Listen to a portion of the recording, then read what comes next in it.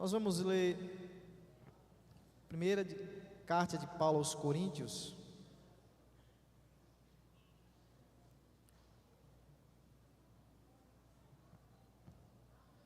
Nós vamos ler os 3 primeiros versos, mas de fato nós iremos expor o verso 2. Mas só para a gente ter um contexto um pouco maior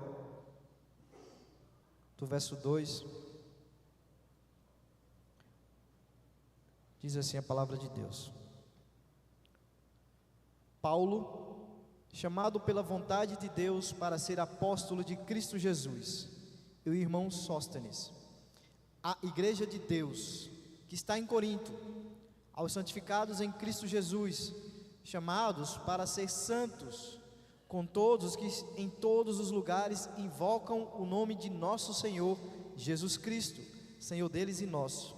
Que a graça e a paz de Deus, o nosso Pai, do Senhor Jesus Cristo, estejam com vocês. Senhor Deus, Pai, nós pedimos que o Senhor possa nesse momento aquietar o nosso coração, que possamos estar atentos à Tua palavra, para ouvir a Tua voz, usando-me como instrumento em Tuas mãos, Senhor, apesar de quem eu sou, mas que eu possa ser guiado, instrumentalizado pelo Teu Santo Espírito, ó Pai, e a Tua palavra produza frutos para a glória do Teu santo nome. Assim nós te pedimos, Senhor, em nome de Jesus, amém. Não sei se vocês já viram a figura desse senhor que está aí no slide.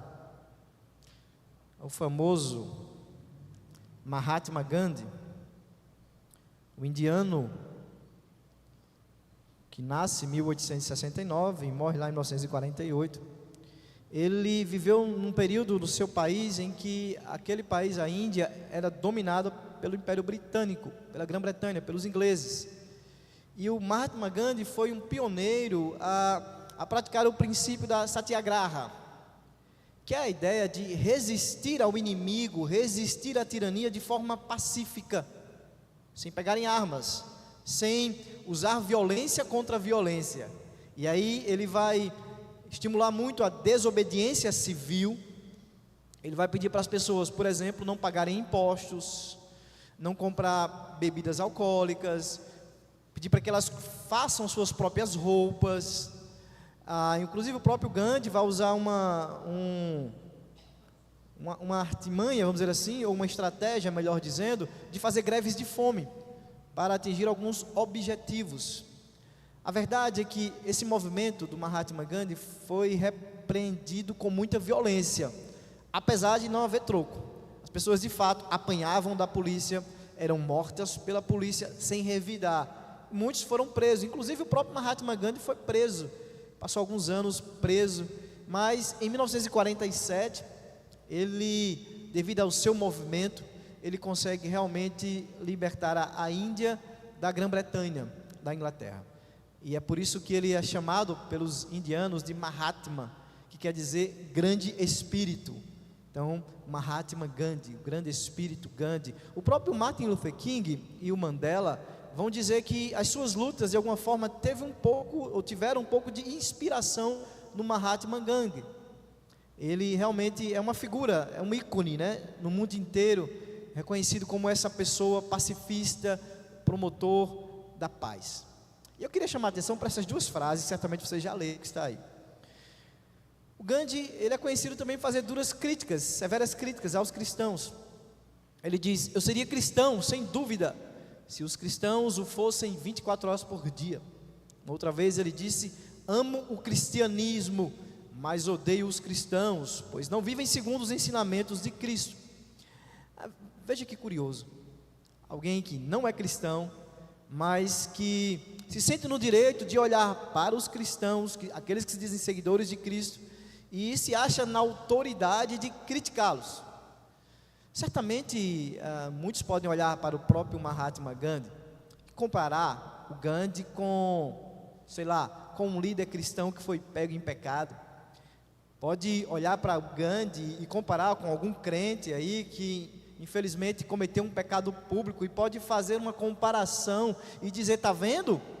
Olha aí, o Gandhi nem cristão é, mas viveu uma vida muito mais parecida com Cristo do que determinados cristãos.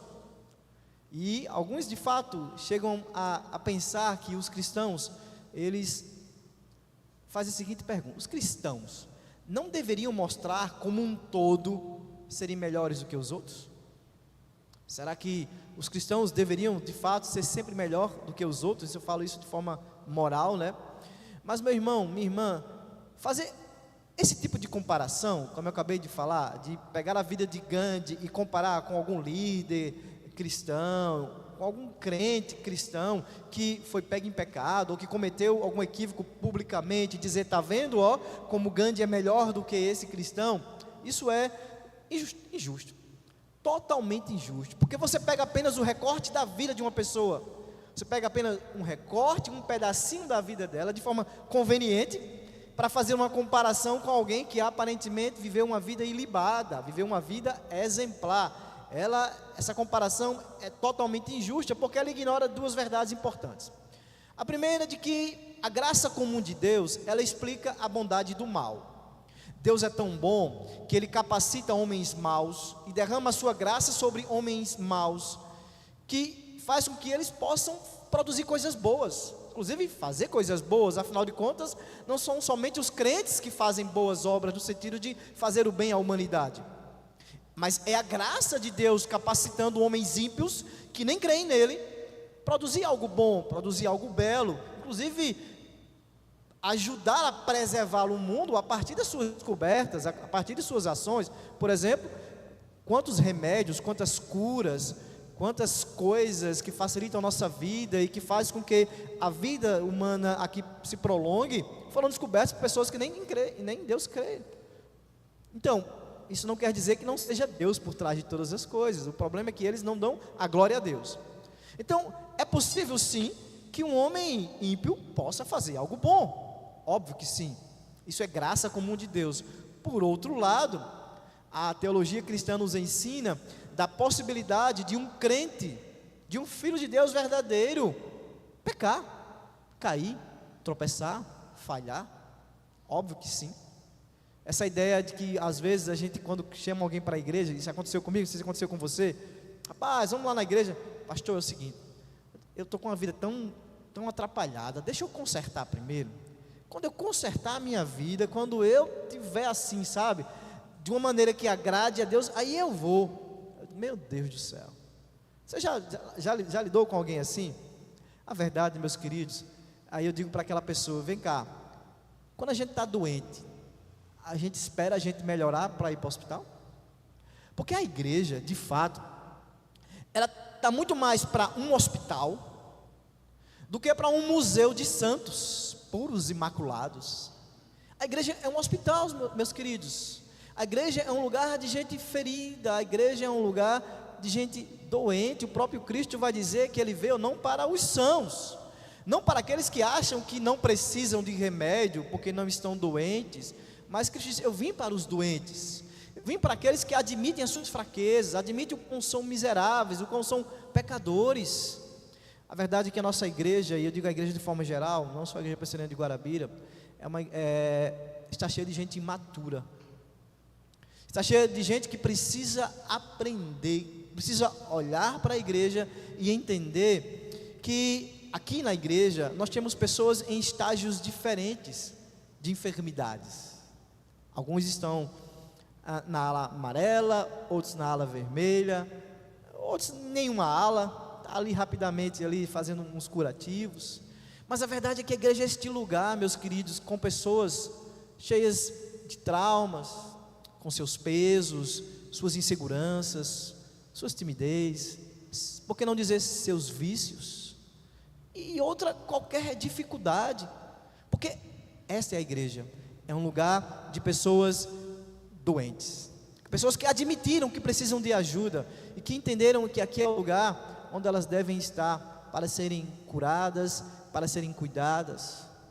Imagine o seguinte, imagine alguém com um passado meio conturbado, que se converta nesta igreja, e com o tempo, o caráter dessa pessoa demonstre visível mudança, e imagine que ainda assim, essa pessoa, por mais que demonstre mudança, por mais que demonstre evolução no seu caráter, ela ainda precisa melhorar muito, e visivelmente ela ainda está muito distante do ideal. E imagina que tem uma pessoa que não é crente, e você conhece essa pessoa que não é crente, e ela moralmente é bem melhor do que esse crente que já está há um tempo na igreja, mas ainda não atingiu aquele nível, né, que todo mundo espera. E aí você imagina que você é apresentado no mesmo dia para essas duas pessoas. Uma que é crente da Igreja Presbiteriana de Guarabira, mas que visivelmente é alguém que precisa melhorar num aspecto da sua vida, e de outra forma, outra pessoa que nem crente é, mas que você, caramba, pense numa pessoa bacana, uma pessoa, né, um exemplo de cidadão, de pessoa. Daí, meus queridos, se vocês não souberem o ponto de partida da vida de cada um, a história de vida de cada um, você fará um julgamento injusto. Você olhará para aquele crente e vai dizer, está vendo? Ainda diz que é crente. Como é que pode dizer que é crente desse jeito? Você não conhece a história. Você não sabe os traumas, você não sabe a dificuldade, você não sabe as dores. E aí você julga assim a seco. Ainda diz que é crente. A verdade é que nós precisamos amadurecer muito, meus queridos, para ter esse entendimento de que estamos no mesmo barco, embora estejamos com dificuldades, cada um com as suas, cada um com seus fardos, cada um com seus pesos, mas precisamos entender que estamos no mesmo barco. E a igreja de Corinto é bem interessante, porque Paulo, quando escreve para essa igreja, ele estava em Éfeso, e ele fica sabendo de alguns probleminhas, assim, pouquinhos que estavam lá em Coríntio, né? E ele escreve essa carta para justamente tentar corrigir esses problemas. Olha só, meus queridos, olha para a tela aí. Olha os probleminhas que tinha lá em Coríntio. Divisões e contendas, né? Um dizia que era de Paulo, um dizia que era de Pedro, um dizia que era de Jesus. Estava na iminência da igreja se dividir. Existia alguns irmãos levando outros para os tribunais. Existiam algumas questões sexuais lá meio complicadas, né? O cara estava dormindo com a madrasta dele. Na igreja, viu? Existia confusão sobre o casamento. Tem que casar ou não precisa casar? Existia incompreensão sobre a liberdade cristã, quando Paulo vai falar ali, né? 11, 12. Crentes ricos que se embriagavam na festa do amor, que era antes da ceia, enquanto os pobres nem comiam, porque os ricos iam na frente, comiam logo tudo, bebiam vinho. Havia confusão com respeito aos dons espirituais, eles estavam colocando alguns dons maiores do que outros. Havia confusão sobre a ressurreição dos mortos e confusão sobre as ofertas. Pense numa igrejinha problemática. E dizem que a igreja primitiva, né, meu Deus do céu, era uma igreja, meus queridos. Então Paulo escreve essa carta para tentar corrigir. Agora, sabe o que é que me chama a atenção? É que a igreja desse jeito, Paulo, quando escreve a carta lá no verso 2, ele diz o quê? Para a igreja de Deus. É de Deus. Apesar dos problemas dela, apesar de todas essas falhas, e todas essas fraquezas, e todas essas incompreensões, Deus olha para essa igreja e diz: você é minha. Você é minha, igreja presbiteriana de Guarabira. Você é minha. Você é minha, meu filho. Você é minha, meu filho, apesar das suas dificuldades, das suas fraquezas, das suas vulnerabilidades, apesar de muitas vezes você querer desistir, você é minha, você é meu. É maravilhoso, meus irmãos, Paulo olhar para aquela igreja e dizer: lembrem, vocês são igreja de Deus. Não importa a dificuldade que vocês estão vivendo, não importam as manchas, não importa, vocês são minhas ovelhas. São minhas ovelhas. E à luz desse texto, eu queria explicar para os irmãos algumas características desta igreja de Deus. Primeira, ela é uma igreja santa. Eu creio que todo mundo aqui, não sei se vocês sabem, se todo mundo sabe, mas o WhatsApp tem um status que você coloca lá, né? E ele fica fixo a sua frase. Faz muito tempo que o meu é a mesma frase.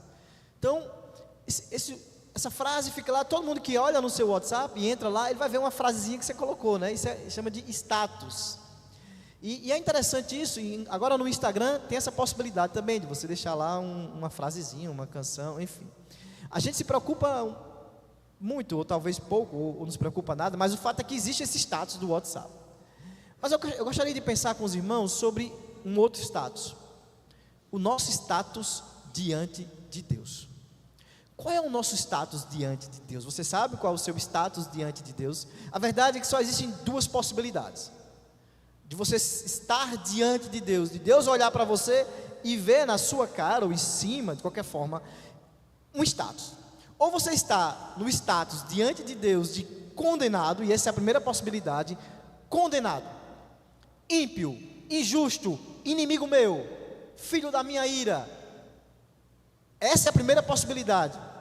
Imerecedor do meu amor. Porque a verdade é que este é o status de todo ser humano, de todo filho de Adão. Diante de Deus, nós somos injustos, ímpios. O nosso status é de condenado. Portanto, diz Paulo lá em Romanos 5,12: da mesma forma como o pecado entrou no mundo por um homem, e pelo pecado a morte, assim também a morte veio a todos os homens, porque todos pecaram. Todos nós somos pecadores. Naturalmente nascemos pecadores, meus queridos, naturalmente. É bem fato que a criança, o infante, ainda não desenvolveu sua potência de fazer o mal, mas ela é pecadorazinha, ela é filha de Adão também. Nós somos maus, o nosso desejo naturalmente não é de Deus. Nós nascemos naturalmente com o nosso coração encurvado sobre nós mesmos.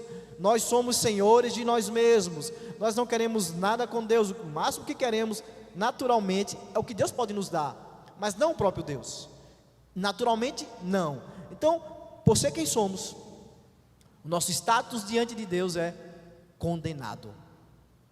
Efésios, Paulo vai dizer no capítulo 2, verso 3: todos nós antes vivíamos entre eles, satisfazendo as vontades da nossa carne, ou seja, escravos do nosso pecado, seguindo os seus desejos e pensamentos, como os outros. Então nós éramos por natureza merecedores de quê? Da ira. Merecedores da ira. E Paulo está dizendo, eu também era assim, porque antes eu vivia morto para Cristo, morto para Deus, e por isso eu era merecedor da sua ira.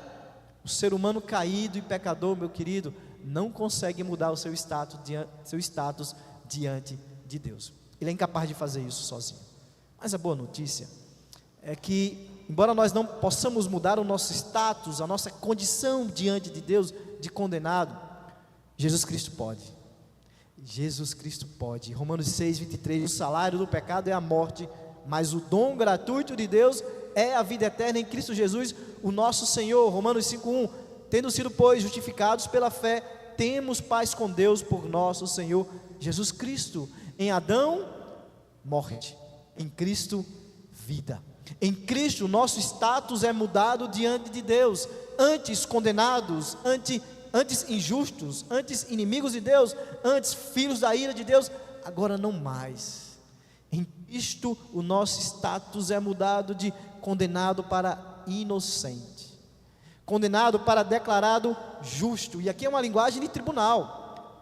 A palavra grega aqui, de fato, é essa linguagem de estar diante de alguém que é acusado de um crime, e a sentença é inocente. É isso. Em Cristo nós somos declarados inocentes diante de Deus. Há uma mudança de status, há uma mudança posicional por meio de Cristo, de injusto para justo, de impuro, agora Paulo diz, para santos. Olha o que ele diz no verso 2: aos santificados em Cristo. A igreja de Senhor é santa, ela é declarada santa por causa daquilo que Cristo fez. Em Cristo nós somos declarados santos diante de Deus, somos o seu povo, separado para Ele, mesmo e apesar dos problemas que a igreja tem. Paulo olha para a igreja de Corinto e diz: vocês são santos, Cristo santificou cada um de vocês, e não é preciso fazer milagre para se chamar de santo não, todo crente diante do Senhor é chamado de santos. O status do crente diante de Deus é o de santidade em Cristo por conta de sua obediência perfeita. Por causa da obediência de Cristo à lei, que eu sou obrigado a obedecer. Cristo obedece no meu lugar. E agora, quando Deus olha para mim, não vê a falha em mim, não vê quem eu sou de verdade, mas vê aquilo que Cristo fez por mim, e porque eu confio na obra de Cristo, Deus olha para mim com um olhar de misericórdia, não mais com um olhar de justiça e de ira, mas com um olhar de misericórdia, porque Cristo satisfez a justiça de Deus em meu lugar, porque Cristo pagou a dívida em meu lugar, porque Cristo obedeceu a Deus no meu lugar. Em Cristo, meus queridos, nós já somos santos, separados para Ele. Ele obedeceu a lei perfeitamente no meu lugar. Mas se por um lado, diante de Deus, por causa de Cristo, a minha fé colocada nele, eu não sou mais ímpio, eu não sou mais condenado, mais santo, de um outro lado, existe também um aspecto da santidade, que é um processo. Paulo diz, chamados para serem santos. Olha que interessante. Aos santificados em Jesus, chamado para ser santo. E eu esqueci de dizer, mas o tema do sermão é santos, mas ainda não. É justamente esse aspecto de que nós já somos santos diante de Deus por causa de Cristo, mas ainda não plenamente, mas ainda não, porque estamos nesse processo diário de nos conformar o caráter de Cristo. Ou seja, o meu status foi mudado diante de Deus, mas isso não elimina a verdade de que eu continuo sendo, como diz Lutero, simultaneamente justo e pecador. Eu ainda sou pecador. O crente é justo aos olhos de Deus por causa de Cristo. Veja, quando Deus olha para mim, me vê justo, me vê inocente, não por causa de mim, mas por causa de Cristo. Mas de acordo com a sua natureza, ele permanece um pecador. Embora todo homem seja santificado em Cristo, nenhuma parte do homem é perfeitamente santificada nesta vida, meus queridos. Nós somos perfeitamente santificados em Cristo, mas nesta vida nós não seremos perfeitamente santos, no sentido de viver uma vida ilibada, viver uma vida de nunca errar, de não tropeçar, de não falhar. Eu gosto muito dessa definição. Não é meia-noite para nós, como é para os não regenerados, porque eles estão em escuridão. Nem meio-dia, como é para os glorificados. Esse dia a gente aguarda ainda, o dia da glorificação, o dia em que de fato nós nos libertaremos de uma vez por toda da influência do pecado. Mas para nós é crepúsculo, essa mistura de luz e trevas, entende? Nós já somos santos por causa de Cristo, mas ainda não. Mas ainda estamos no processo de santidade, nesse processo de santificação, melhor dizendo, que acontece diariamente na minha e na sua vida, de que nós sabemos qual é o alvo que nós devemos alcançar. É Cristo, é o caráter de Cristo, é Ele que eu devo perseguir. Eu não devo me espelhar naqueles que estão ao meu lado, que estão caindo, ou que estão porventura falhando. É para Cristo que eu devo olhar, e é Ele que eu devo perseguir. Como diz 2 Coríntios capítulo 5, 17, se alguém estar em Cristo, ele é nova criação, as coisas antigas já se passaram, e eis que tudo se fez novo. Ou seja, o meu status diante de Deus de santidade deve influenciar a minha condição diária. Então, esse processo, quando Paulo diz, vocês são santificados em Cristo, chamados para serem santos. Santos.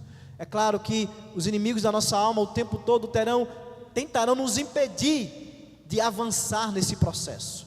O mundo, esse sistema mudando, o pecado que ainda habita em mim, e aí a Bíblia vai chamar de carne, e o diabo, são os três inimigos da nossa alma.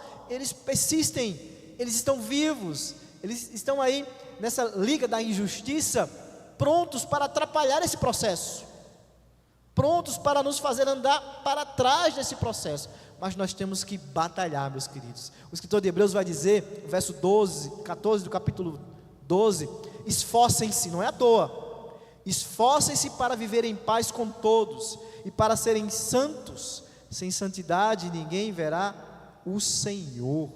Esforcem-se. De fato, é um esforço diário. Nós somos chamados a ser na vida o Porque nós já somos em princípio pela graça. É graça. Nós somos chamados de santos diante de Deus por causa de graça. Não é porque a gente merece. Veja, é porque Cristo cumpriu o que eu deveria cumprir. E agora, porque eu deposito a minha fé e confiança em Cristo, Deus, quando olha para mim, me vê alguém santo, separado para Ele, povo dEle. Então Deus espera que esse status que eu mudei agora, o que foi mudado diante de Deus por causa de Cristo, de ser santo, Ele espera que eu expresse esse status de santidade na minha vida. Ele que já renovou o meu coração, Ele quer que a cada dia eu me conforme cada vez mais ao caráter de Cristo. Ou seja, o meu status deve afetar a minha condição. Então eu luto diariamente, para refletir na minha vida, meus queridos, aquilo que eu já sou diante de Deus por causa de Cristo. Eu sou santo, eu sou povo santo, isso é uma igreja santa. Então eu tenho que lutar diariamente para que essa condição que foi mudada diante de Deus seja visível aos olhos, na igreja, na sociedade, onde quer que eu esteja, a minha vida seja essa vida de devoção a esse Deus que me salvou.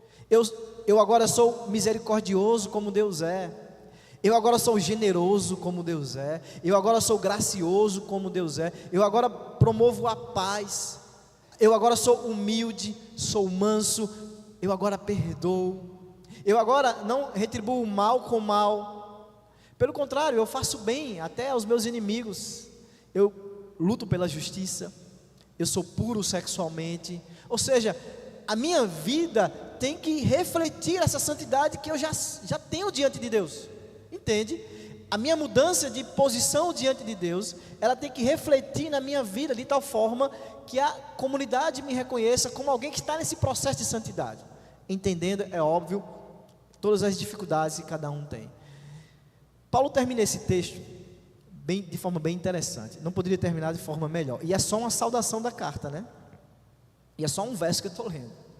Ele diz: com todos os que em todos os lugares invocam o nome de nosso Senhor Jesus Cristo, Senhor deles e nosso. Quando nós invocamos a Cristo como nosso Senhor, uma implicação óbvia para a nossa vida é que agora nós estamos dizendo que somos servos dele, né? Só que tem uma coisa curiosa, meus queridos, na verdade, a palavra servo é uma forma branda de representar uma outra realidade, que é a realidade de que somos, na verdade, escravos. Essa citação está num livro do John MacArthur, chamado Escravos, e ele faz essa discussão em relação às traduções das Bíblias inglesas, e não é diferente da portuguesa, basta você olhar o texto. Ele diz assim: embora a palavra escravos, que no grego é doulos, apareça 124 vezes no texto original do Novo Testamento, tá? Ela é traduzida corretamente apenas uma vez na versão King James, que é uma versão da Bíblia em inglês. Em vez de traduzir doulos como escravo, essas traduções consistentemente a substituem pela palavra servo. Então, a ironia é que existem outras palavras para se referir a servo, mas só existe uma para se referir a escravo, que é doulos. E há uma diferença básica entre servo e escravo. Os servos, eles têm liberdade para escolher para quem trabalhar. O servo tem liberdade para escolher o que realizar. O escravo não. O escravo não tem liberdade. O escravo não tem autonomia. O escravo, no mundo greco-romano, eles eram considerados uma propriedade do seu senhor. Ele não tinha querer. Ele fazia aquilo que o senhor quisesse. Ele não tinha como dizer não vou. Ele não tinha como dizer peraí. Ele não tinha como dizer está doendo. Não, você é minha propriedade. Então ser escravo de alguém era essa a ideia no mundo greco-romano. Você era posse, você tinha posse sobre a vida daquela pessoa, e aquela pessoa tinha que obedecer todas as suas vontades sem hesitação. Então, quando você troca servo por escravo, não tem o mesmo peso.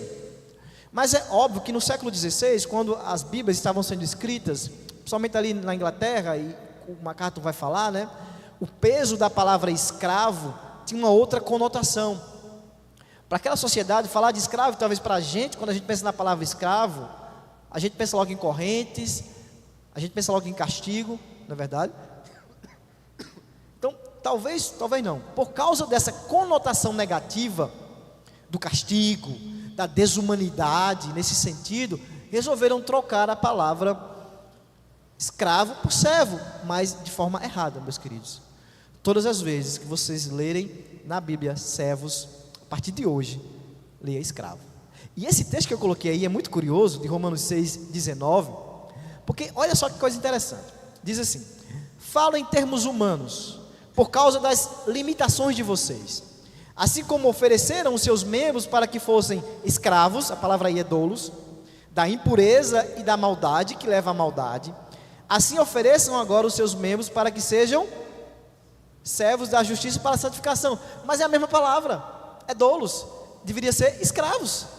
Já que vocês eram antes escravos das suas paixões, já que vocês eram antes escravos de vocês mesmos, escravos das suas vontades, escravos do mundo, escravos do diabo, agora ofereçam seus membros para que sejam escravos da justiça para a santificação. É claro, o texto é claro, meus queridos, mas se você for olhar na Bíblia, isso é curioso, eu vi em vários versículos, é que quando a palavra doulos se refere a algo negativo, como escravidão do pecado, algo desse tipo, vai sempre ser traduzido como escravo. E quando a palavra doulos se refere ao crente, nessa nova condição diante de Cristo, vai ser sempre colocado como servo, mas está errado. A verdade é que o Evangelho não é apenas um convite para que alguém se torne um associado em Cristo, antes é uma ordenança para que se torne um escravo, seu escravo. Meus queridos, essas implicações são muito fortes. Ser escravo de Cristo, nós cantamos todo o tempo, meu Senhor Redentor, meu Senhor Salvador.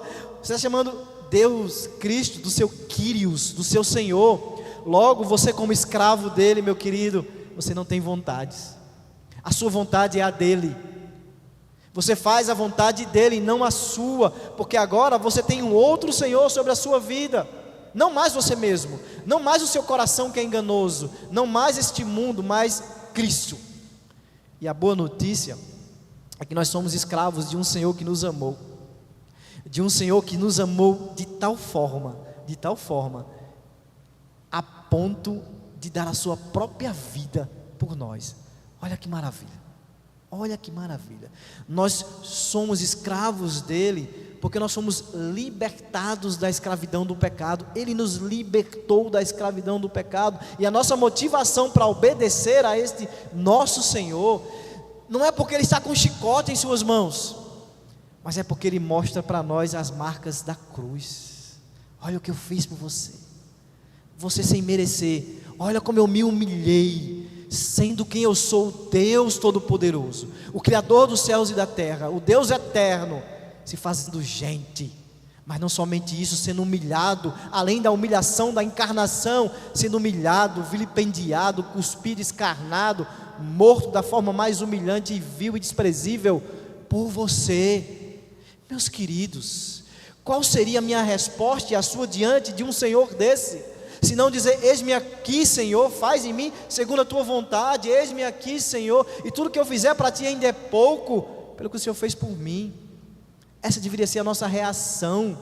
A motivação para obedecer não é para conquistar algo dele, não. A motivação para obedecer é porque Ele já nos deu tudo. Ele nos deu a vida eterna, Ele nos deu a salvação em Cristo Jesus, um Senhor que morreu por mim, para me dar vida.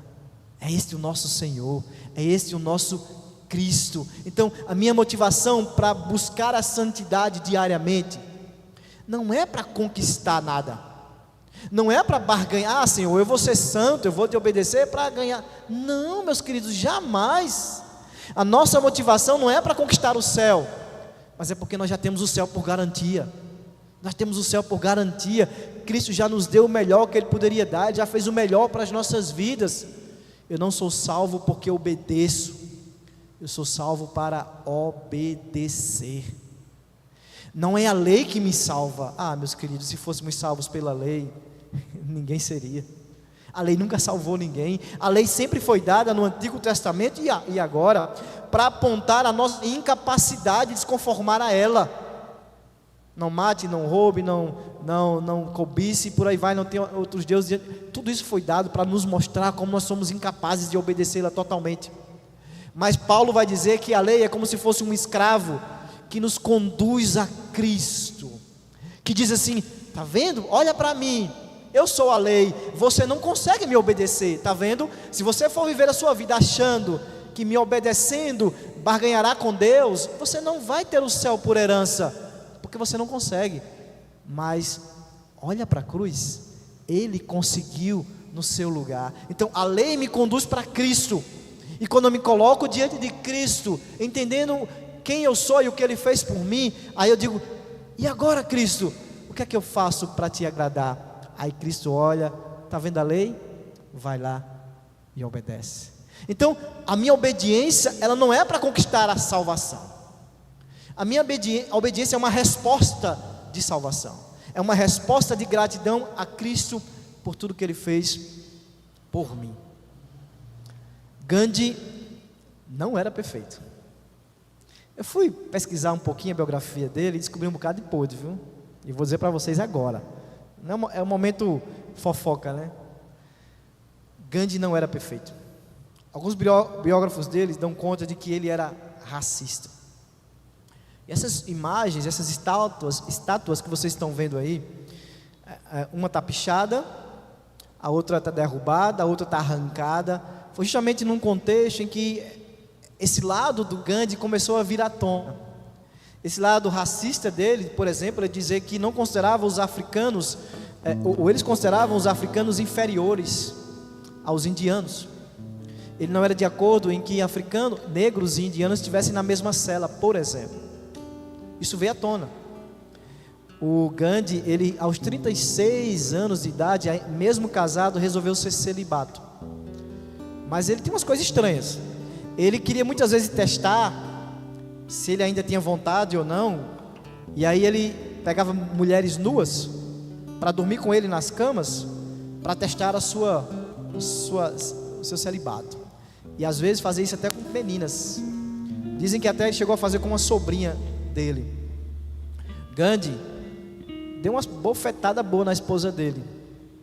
A própria esposa, ele próprio admite isso, que ele às vezes batia nela, às vezes não tratava ela como ela deveria ser tratada.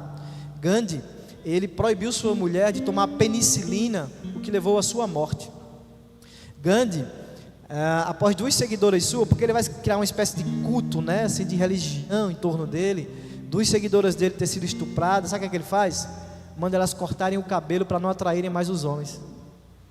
Gandhi, em cartas trocadas com Adolf Hitler, chama ele de grande amigo. Gandhi estava errado. Não conseguiremos ser como Cristo todos os dias, o tempo todo. Ninguém consegue, meus queridos.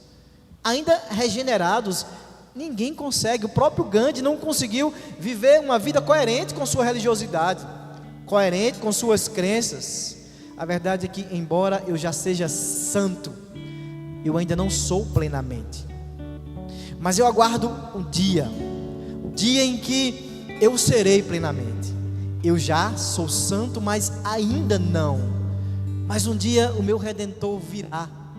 Um dia Ele vai me libertar desse corpo mortal, esse corpo sujeito ao pecado. Ele vai me libertar de uma vez por todas de todo o pecado, porque nesse novo mundo não haverá nem mais possibilidade de pecar. Eu aguardo esse dia. Mas até lá, meus queridos, eu já sou santo, porque Cristo me declarou santo diante de Deus por causa da sua obra perfeita de obediência em meu lugar. Mas ainda eu não sou o que deveria ser. E nessa estrada de entender que eu já não sou mais o mesmo, mas eu não sou ainda quem eu deveria ser, eu olho para o meu irmão que está do meu lado na mesma jornada, na mesma caminhada, mas eu olho para ele com um olhar de misericórdia e não com um olhar de juiz. Eu olho para ele e busco compreender em suas lutas, em suas dificuldades, em suas fraquezas, sabendo que é possível que o que para mim é mais simples de viver, talvez para ele não seja por causa da sua história, por causa das suas dores, por causa dos seus pesos, por causa dos seus traumas. É assim, meus irmãos, a caminhada cristã. Estamos no mesmo barco, somos todos povo de Deus. Mas olhar para o meu irmão e sentir que eu estou num processo de santidade um pouco mais adiante do que ele, não me torna melhor do que ele. Pelo contrário, me torna responsável por ajudá-lo no seu amadurecimento da sua fé e da sua santidade. Não me dá direito de olhar de cima para baixo. Pelo contrário, me dá direito de se agachar um pouco e dizer: ei, estou contigo, estamos juntos. Eu sei que é difícil para você, né, lidar com esse vício, lidar com essa dificuldade, mas vamos orar. Estou aqui para te ajudar. Porque quando eu olho para Deus, que tem todo o direito de me julgar nesse sentido e dizer condenado, Ele não faz. Ele simplesmente olha para mim com um olhar de misericórdia e graça e estende a sua mão para me ajudar a caminhar nesse processo de santidade com a ajuda do Espírito Santo de Deus. E nós aguardamos, meus queridos, nós aguardamos juntos. Uns chegarão um pouco mais na frente, outros chegarão um pouco mais atrás, mas a grande verdade é que esta é a igreja de Deus e todos nós chegaremos no fim. Não porque temos forças em nós mesmos para chegar, mas porque Deus vai nos carregar e vai nos levar até o fim. E que não depender de mim e de você, que ajudemos, que demos uma mãozinha ao nosso irmão que está um pouco mais frágil, que está um pouco mais de dificuldade para caminhar. Vamos ficar de pé. Vamos cantar essa canção mais uma vez. Pedir a Deus: mais de Ti, Senhor, em mim, menos de mim, Senhor. Que a cada dia eu possa ser mais santo, que o caráter de Cristo possa brilhar na minha vida, para que o mundo veja, mesmo apesar de mim, eu sou santo, eu estou nesse processo, eu já não sou mais o mesmo, eu já não sou mais o mesmo. Então vamos cantar, que essa canção seja a nossa oração: mais de Ti, Senhor, mais de Ti.